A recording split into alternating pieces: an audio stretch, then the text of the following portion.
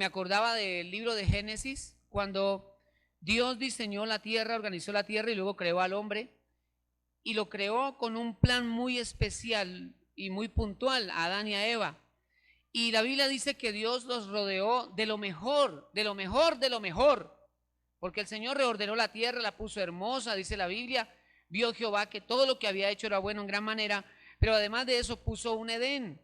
Y al hombre y a la mujer los puso sobre todas las cosas, los rodeó de bendiciones. Solamente que les dijo, no tomen del árbol del bien y del mal, porque el día que lo hagan van a morir. Y a pesar de que no había sino un solo mandamiento, ellos desobedecieron ese mandamiento. No lograron ellos identificar que la serpiente era el instrumento del diablo. Ellos no tuvieron el discernimiento suficiente, pero eran inocentes. Entonces no es suficiente la inocencia. Es necesario tener discernimiento para hacer la diferencia y saber qué es de Dios y qué no es de Dios. Y ellos lamentablemente entonces perdieron los privilegios y el plan de Dios no se alcanzó con ellos. Todos nosotros somos un plan de Dios y el enemigo va a procurar, y eso yo creo que es hasta que el Señor venga o nosotros partamos, pero el enemigo siempre va a procurar estorbar o dañar los planes de Dios. Siempre va a estar allí en ese plan, en esa actitud, pero la Biblia dice que mayor es el que está en nosotros que el que está en el mundo. Le puse por título al tema de esta noche: Dios cumplirá su propósito en mí. Dios cumplirá su propósito en mí. Aunque yo lo ignore, porque muchas veces no sabemos exactamente qué quiere Dios hacer con nosotros. ¿A usted no le ha pasado a veces eso? Usted ya es un hijo de Dios, usted ya es cristiano, ya es cristiana, pero usted todavía como que no tiene claro el asunto. ¿Por qué? Porque de pronto no hemos dedicado suficiente tiempo a preguntarle a Dios, quizá no hemos orado suficiente, quizá no hemos procurado suficiente el rostro del Señor, preguntándole acerca de ese plan para nosotros. Pero cualquiera que sea, Dios cumplirá su propósito en nosotros. Y vamos a ubicarnos en el libro de Éxodo, capítulo 1. Libro de Éxodo, capítulo 1, y vamos a ver 5 cositas que vamos a sacar de este capítulo. Y lo primero que vamos a ver es que a veces y sin aviso todo cambia. A veces y sin aviso todo cambia. ¿A usted le ha pasado eso? No le mandan un telegrama, no le avisan. Vea, mañana me va a quedar sin empleo. Sin aviso. Y todo cambia, o sencillamente por cuestiones que se salen de las manos de un día para otro. Usted está viviendo en otra ciudad. De un día para otro ocurre un accidente, la vida cambia. De un día para otro se pierde el negocio, se perdió el proyecto, se perdieron millones. De un momento para otro la familia sufre una crisis y todo cambia. Y cambia rápido y sin aviso. Todo está bonito y de pronto todo cambia. Vamos a mirar Éxodo capítulo 1. La Biblia nos enseña que en Egipto estaba José, el hijo de Jacob, y Dios ha levantado a este joven y siendo de 30 años se convierte en el segundo del imperio después de Faraón.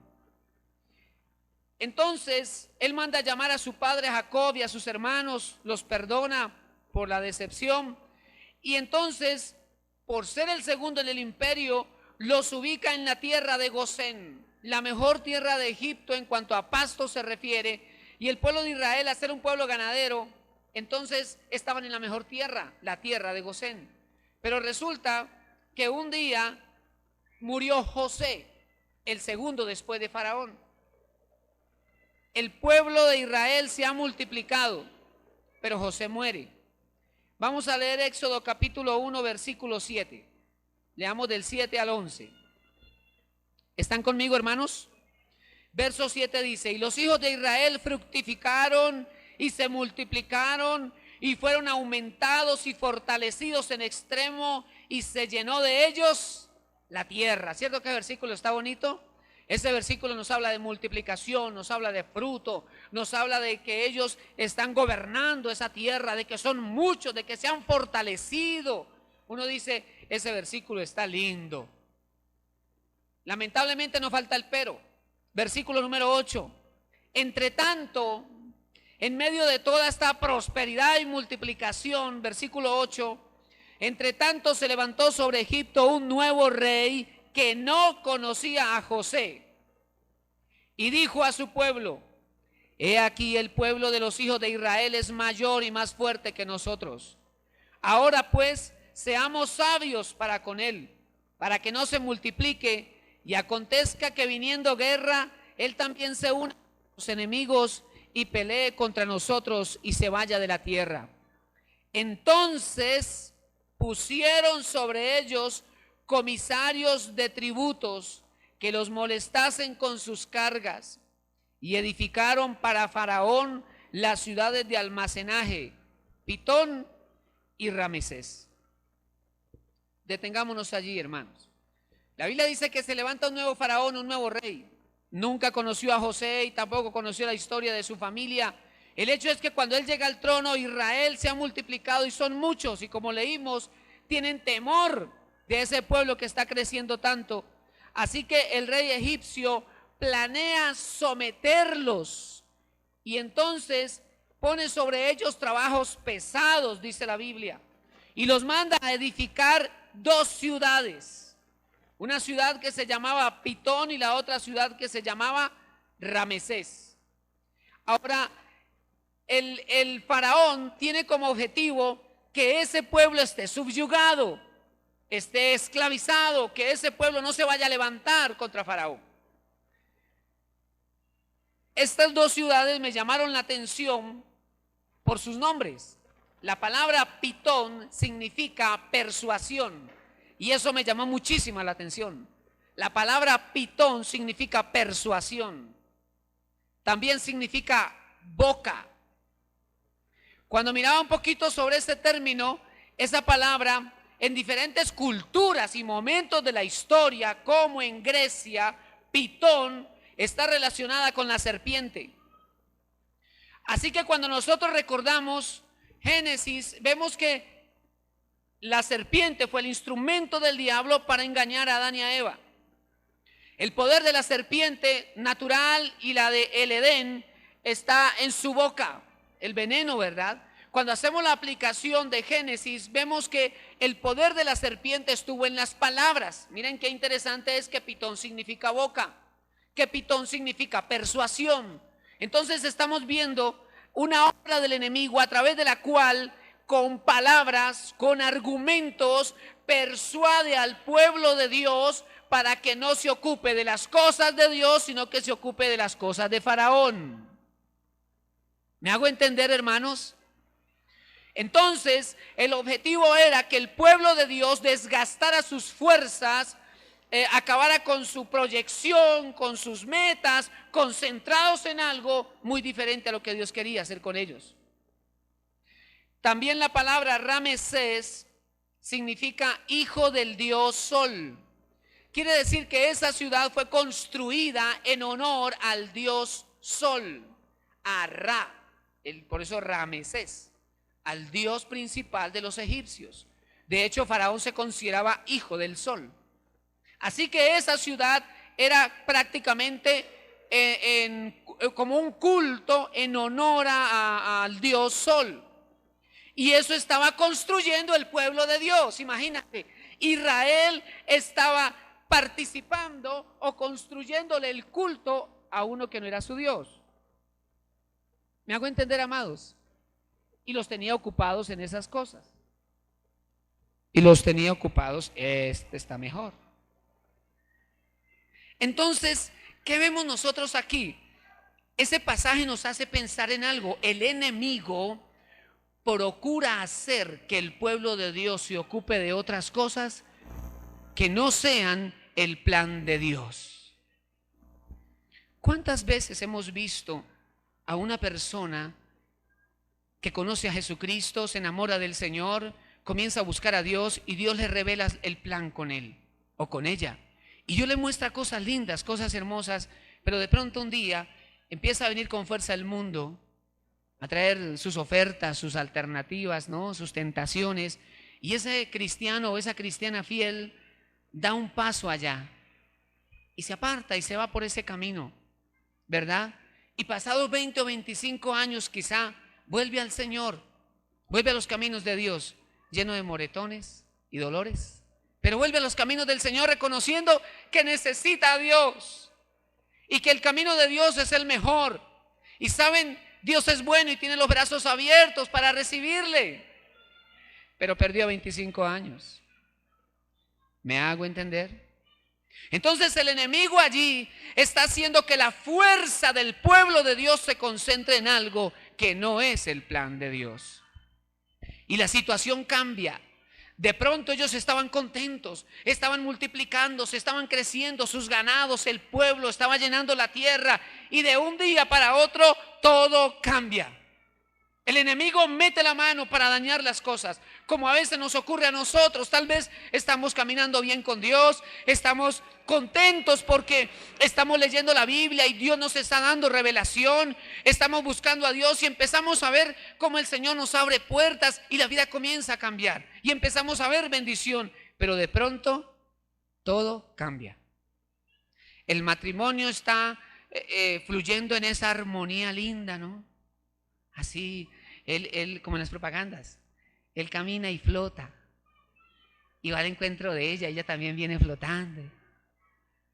Están en ese tiempo y de pronto algo pasa. De pronto algo ocurre y ¡puf!, todo se pone tan diferente. Pero tenemos que tener algo seguro en nuestros corazones porque somos hijos de Dios. Nuestro corazón está en Él y algo debemos tener seguro. Es lo que vamos a ver aquí en segundo lugar. Los obstáculos no podrán detener la obra de Dios. Los obstáculos no podrán detener la obra de Dios. Amados hermanos, con nosotros o sin nosotros, Dios seguirá su obra adelante. Porque los planes de Dios nadie los puede detener. Dios cumple sus planes. Leamos por favor Éxodo capítulo 1, el versículo número 12. Éxodo 1, 12. Observe este versículo tan hermoso. Pero cuanto más los oprimían, tanto más se multiplicaban y crecían, de manera que los egipcios temían a los hijos de Israel. Cuanto más los oprimían, tanto más se multiplicaban.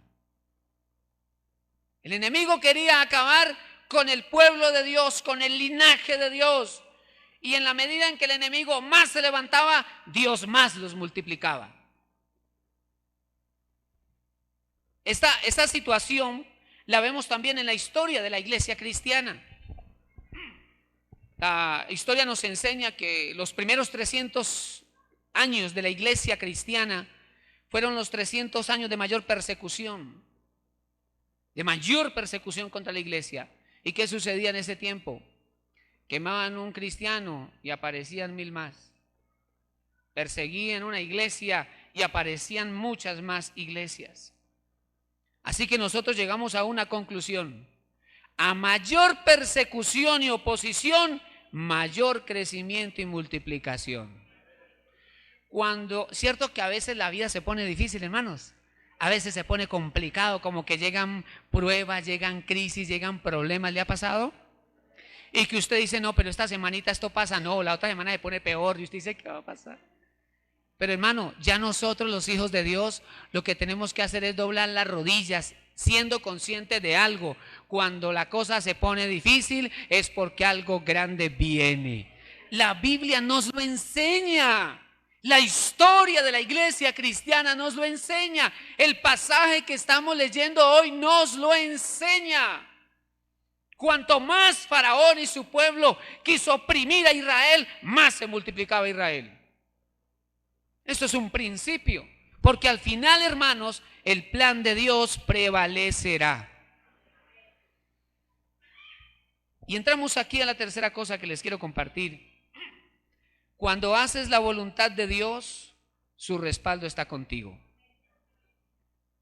Algunas veces, cuando vamos a hacer la voluntad del Señor, vamos a encontrarnos con resistencia por parte de los hombres.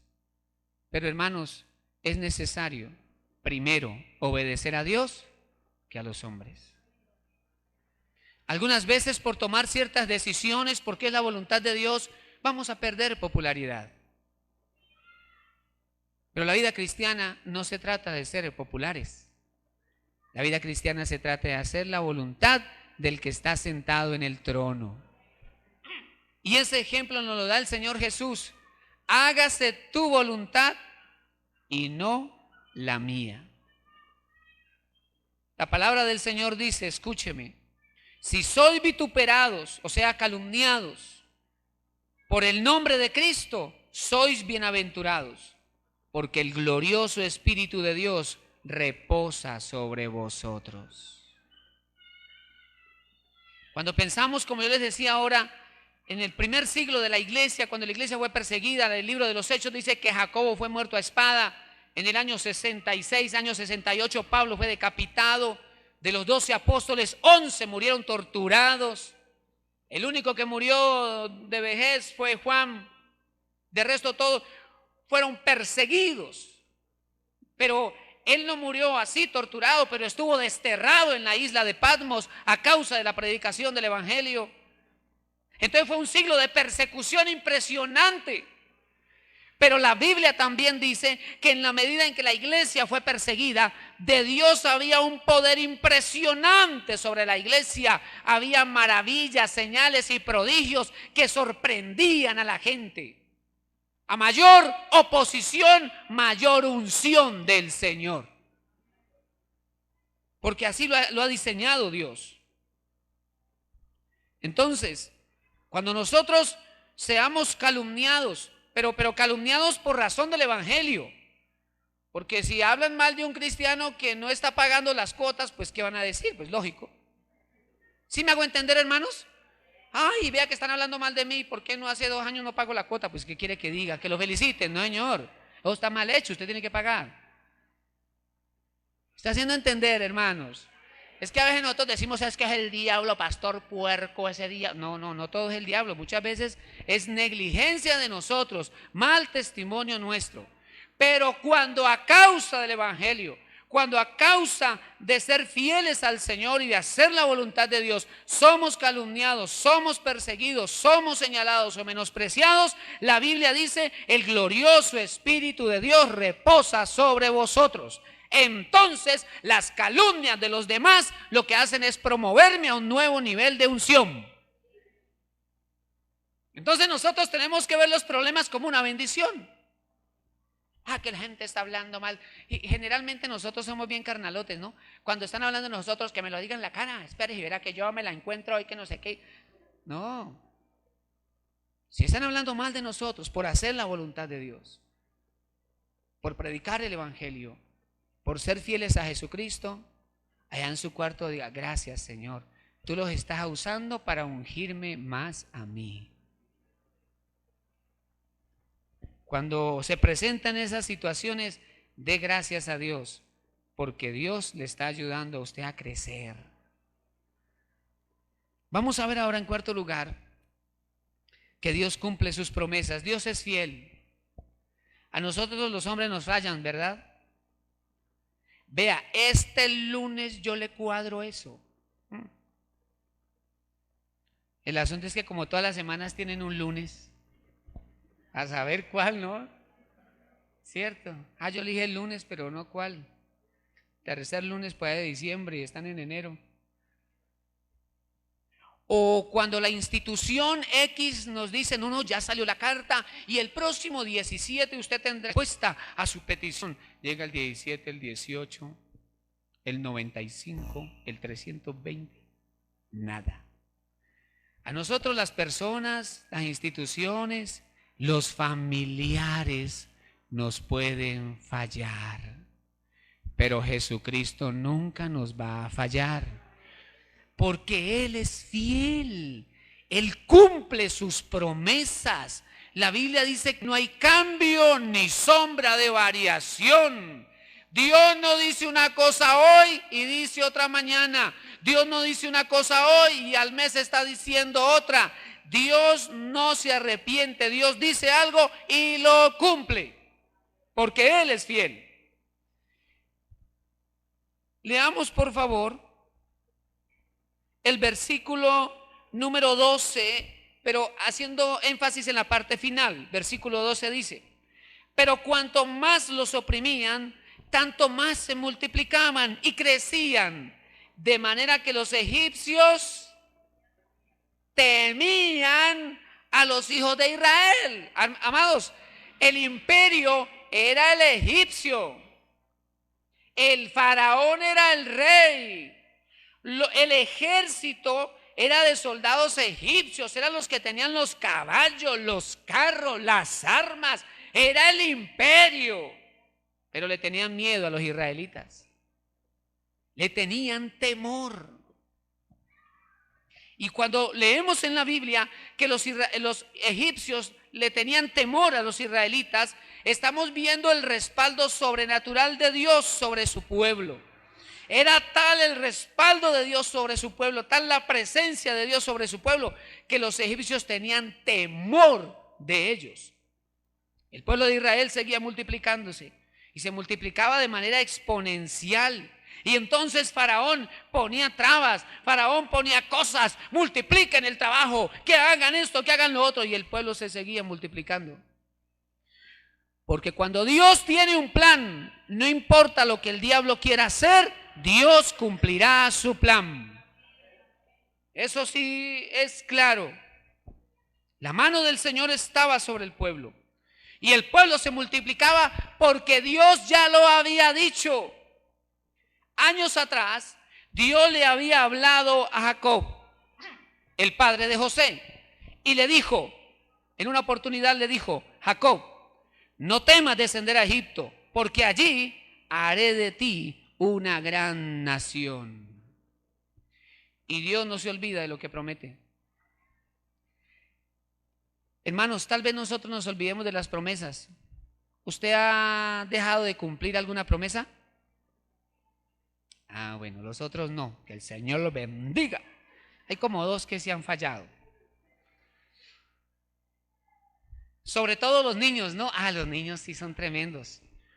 Danielito, cuando estaba más pequeño, él no se podía expresar bien. Entonces me decía: sí, ve papi, usted me prometió y no me prometió. O sea, me prometió y no me cumplió, era lo que me quería decir. Ellos siempre están ahí, ¿no? Y entonces me tocaba llegar a acuerdos. Yo dije eso. No, lo dijiste tú. Yo no dije eso. Entonces tú me estás mandando a cumplir algo que tú mismo te prometiste. Yo no he prometido eso. Ellos le acuerdan a uno todo. Y cuando llegamos a adultos, muchas veces hacemos promesas y no cumplimos. Yo recuerdo hace unas décadas atrás cómo se respetaba la palabra. ¿Se acuerdan, hermanos? Alguien se comprometía de palabra y se cumplía. Si se hacía un negocio, así sea. No, hoy día usted puede llevar 50 notarios, 100 abogados, unos 150 fiscales, igual le salen con cualquier cuento. Una cosa tremenda, ¿verdad, hermanos? Pero la Biblia dice: sea vuestro hablar sí y no. O sea, Dios nos manda a nosotros también a ser honestos, a ser íntegros en lo que hablamos. Pero Dios es santo, Dios no miente, Dios no falla. Y Dios le había dicho a Jacob: allí en Egipto te multiplicaré y haré de ti una gran nación. Y el faraón estaba buscando cantidad de cosas, ignorando que Dios ya había dado una palabra. Y cuando Dios da su palabra, Dios cumple lo que dice. Es por eso que cuando estemos ante una crisis, hermano, nuestros sentimientos nos traicionan. Podemos sentirnos tristes, podemos llorar 2 horas o 48 horas, podemos sentirnos abandonados, podemos sentir con ganas de irse a comer el gusanito, puede sentirse, una cantidad de cosas puede sentir, pero lo que usted sienta no va a desbaratar o a desvirtuar las promesas del Señor. Y Dios ha prometido estar con nosotros todos los días, en los buenos y en los difíciles también. Entonces no importa cómo yo me sienta, Dios está conmigo, no importa.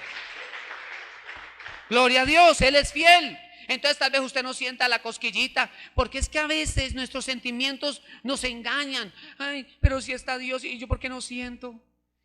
Yo una vez sentí por acá que un vientico, una cosita, yo sentí que los pelitos se me paraban, pero yo no lo siento. No se trata de sentir, hermano. Él lo dijo y Él tiene cuidado de nosotros. Siéntalo yo o no. ¿Cuántas veces a ustedes y a mí nos ha librado de la muerte el Señor? Y tal vez ni siquiera nos hemos enterado. Y Dios nos ha librado, porque Dios es fiel. Dios cumple sus promesas. Y en quinto lugar, hermanos, los planes de las tinieblas fracasan ante el poder de Dios. Y quiero detenerme un poquito en eso de los planes de las tinieblas, porque a veces pareciera que nosotros decimos sí, hay un poder del diablo, hay unos poderes de las tinieblas, pero yo creo que es necesario tener en cuenta que el apóstol Pablo dijo: no podemos ignorar las maquinaciones del diablo. No podemos ignorar las maquinaciones del diablo. La palabra maquinaciones allí habla de un plan, de algo que los espíritus inmundos diseñan, planean para atacar a los hijos de Dios, para dañar a las hijas de Dios, para destruir los matrimonios, para atacar el liderazgo, para intentar destruir iglesias. Nosotros no podemos ignorar eso. El enemigo planea eso, el enemigo maquina esas cosas. Las tinieblas también diseñan, son diseños contrarios o antidiseños. Son el antónimo de los diseños de Dios. Los planes de Dios son de bendición, de paz. Son planes que van dirigidos a su reino. Los planes del diablo van dirigidos a la muerte, a la destrucción. Entonces él también diseña. Las tinieblas también tienen sus planes, pero no importa lo que el enemigo planee o diseñe, ante el poder de Dios, ningún plan de las tinieblas prosperará. Vamos a leer Éxodo capítulo 1, versículo 14 al 17. Éxodo capítulo 1, versículo 14. Y los egipcios amargaron su vida con dura servidumbre en hacer barro y ladrillo, y en toda labor del campo, y en todo su servicio al cual los obligaban con rigor. Y habló el rey de Egipto a las parteras de las hebreas, una de las cuales se llamaba Cifra y otra Fúa. Esos nombres, ¿no? ¿Cierto? No aplican en nuestro tiempo, ¿verdad? Sí, porque Fúa Martínez. ¿Cierto que no aplican? ¿No? Pero ¿sabe una cosa? Uno se pone a mirar esos nombres que significaban. Note algo. Faraón diseñó que ellos construyeran las ciudades Pitón y Ramesés. Ya hablamos lo que eso significaba y bueno. Pero resulta que el faraón los oprimía más, pero el pueblo de Israel se seguía multiplicando. Entonces Faraón maquina, planea otra cosa, pero ya fue más allá. Ahora el plan es matar a los hijos de los hebreos. Entonces él llama a dos parteras de los hebreos, a Cifra y a Fúa. Y esas personas que él llama, le da instrucciones, pero esas personas que él llama son personas con temor de Dios. Y me llamó la atención porque yo quería saber qué significa Cifra. La palabra, el nombre Cifra, ahí significa bondadosa, significa la que hace lo bueno. Y Fúa significa señorita, significa rubia. Estamos viendo entonces a dos jovencitas de corazón bueno y con temor de Dios. Y ellas están atendiendo los partos de las mujeres hebreas.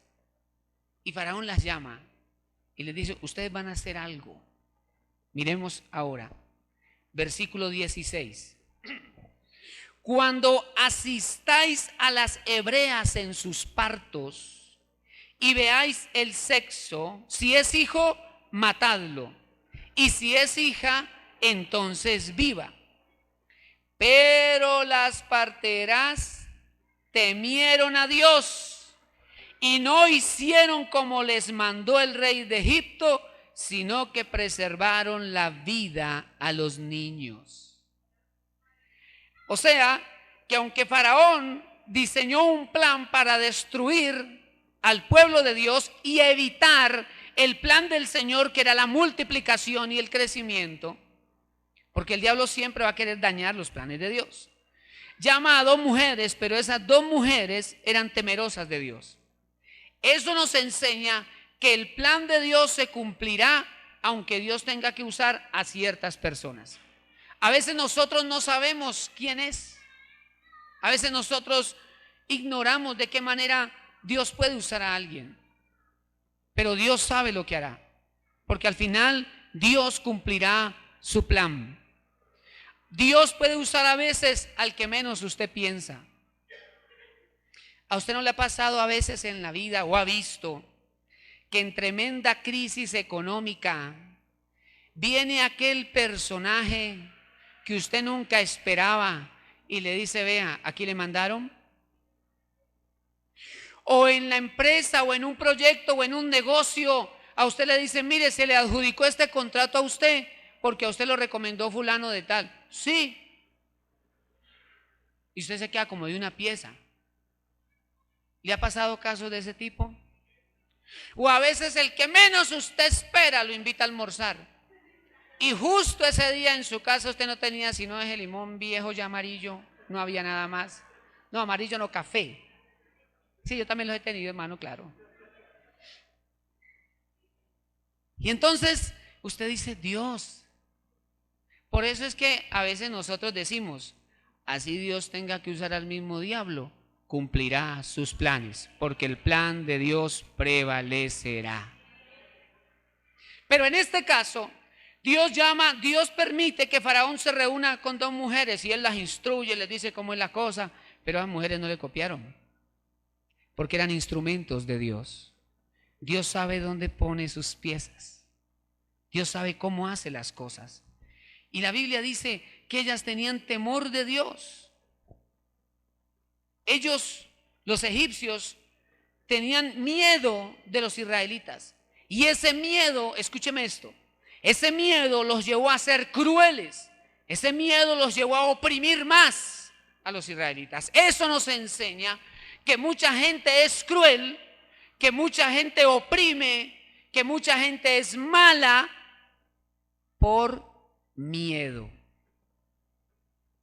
Su crueldad, su maldad, su severidad no es otra cosa que un escudo con el que esconden el miedo que tienen dentro.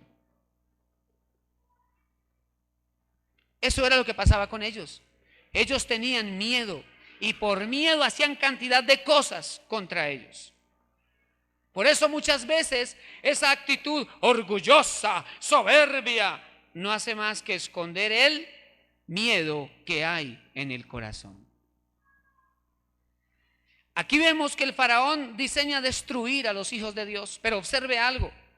Él planea destruirlos desde su nacimiento. Estrategia que no ha cambiado. El diablo sigue tratando de destruir al ser humano desde el momento en que nace, desde que está en el vientre. Procura destruirlos. A veces a través del aborto. Otras veces crea conflictos entre los padres y maltrato. Otras veces con rechazo nace el niño y yo no quería a este muchacho, que esto, que lo otro. Vino fue aquí a darnos la vida. Mire cómo estamos, es que esto es un estorbo. ¿Cómo justo ahora está embarazada? ¿Cierto? Y desde allí comienza el enemigo a marcar el corazón de ese plan de Dios, porque todo hijo que nace es un plan del cielo. Y entonces comienza el enemigo a tratar de dañar y el niño comienza a conocer cantidad de cosas. Muchas veces el niño es abusado, muchas veces el niño es maltratado, muchas veces el niño empieza a recibir influencia de ocultismo a través de los dibujos animados. Otros niños empiezan a meterse en internet. Imagina un niño de 6, 7 años metido en internet sin que mire lo que están viendo. Y se exponen a una cantidad de cosas y el diablo sí está mandando cantidad de basura para destruirlos desde que están pequeñitos. Y si no logra destruirlos mientras están pequeños, asegurarse de que cuando sean grandes sean instrumentos de él. Y aquí lo vemos una vez más. Es por eso que cuando Jesús nació y la mano de Dios dio para proteger a Jesús en su condición de bebé, Herodes mandó a matar a todos los niños menores de 2 años. Eso sigue siendo la estrategia del enemigo. ¿Y sabe por qué, hermano? porque el pueblo de Israel se estaba haciendo grande. El diablo quiere matar al niño antes de que sea grande. Y el diablo hará lo que sea para decirle al ser humano: tú no sirves para nada. Tú viniste a este mundo por accidente. Tú no puedes hacer nada. Tú no vas a lograr nada. Y a veces eso se ha repetido tanto en la vida. Personas se convencen, vive toda su vida así. Hasta que un día aparece el Señor y, como dice la Biblia, para esto apareció el Hijo de Dios, para deshacer las obras del diablo. Y el Señor comienza a quitar todos esos argumentos y a establecer su verdad, hacerle entender que es un gran plan de Dios. Pero aquí vemos al faraón intentando destruir el gran plan de Dios cuando está pequeño. Pero al final, hermanos, el plan de Dios prevalece, porque cada persona, cada ser humano es un plan del cielo. ¿Qué hacer ante estas situaciones? Acercarnos a Dios y decirle: Señor, ayúdame a entender y ayúdame a caminar contigo. No permitas que el enemigo me distraiga, no permitas que el enemigo me saque de tu plan y de tu propósito. Ayúdame a caminar contigo, porque lo que tú has planeado en el cielo para mí, yo quiero que se cumpla aquí en la tierra. Aquí estoy, Señor. Habla, que tu siervo oye. Dígale: Señor, yo estoy dispuesto a hacer lo que tú quieres hacer. Hermanos, obstáculos, problemas, estorbos, todos los tenemos, todos los tuvieron. Pero esto está escrito para enseñarnos que ellos pudieron vencer. Y el Cristo que resucitó es el que vive en nosotros. Nosotros también podemos vencer. Y lo que Él ha planeado en nosotros se cumplirá. Yo le invito a cerrar su Biblia, amado.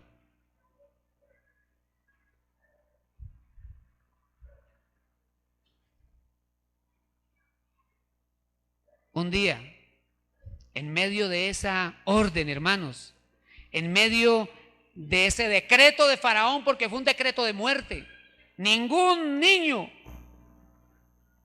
va a nacer, tienen que matarlo. Luego las llamó y les dijo: ¿por qué no los han matado? Entonces ahora todo varón que nazca lo van a lanzar al río. Y en medio de ese decreto de muerte nació Moisés. Y su madre lo puso en un canastico ahí en el río Nilo. Y de ahí la hija de Faraón lo tomó, lo adoptó. Y luego ese niño se convirtió en el Salvador de Israel, se convirtió en el libertador de Israel. En el río Nilo, y eso me cautiva, porque el faraón había mandado que los mandaran allí a morir ahogados en el río Nilo. Así que el río de la muerte, por el poder de Dios, se convirtió en una oportunidad de vida para Moisés. Así que no importa, hermano, lo que el diablo quiera hacer. El plan de Dios y el proyecto de Dios está por encima de todas las cosas. No importa por qué estemos pasando ahora. Lo que tenemos que hacer es mirar al Señor y decirle: Dios, aquí estoy y yo estoy dispuesto. Yo quiero que tu plan se cumpla en mí.